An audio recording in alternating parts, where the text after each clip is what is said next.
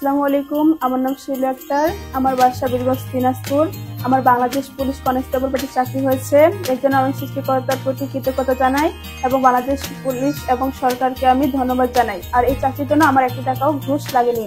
আমি বর্তমানে Rangpur Newton প্লাজে coaching করতে এসেছিলাম। এখানে আসার পর এখানকার পড়াশোনার পাশাপাশি সবকিছু মেনটেন করে চলার জন্য আমার এই বাংলাদেশ পুলিশের যে লিখিত পরীক্ষা প্লাস সবকিছু আমার অনেক ভালো হয়েছে। আর আমি আমার নিউটন প্লাস কোচিং সেন্টারের স্যারদের অনেক ধন্যবাদ জানাই।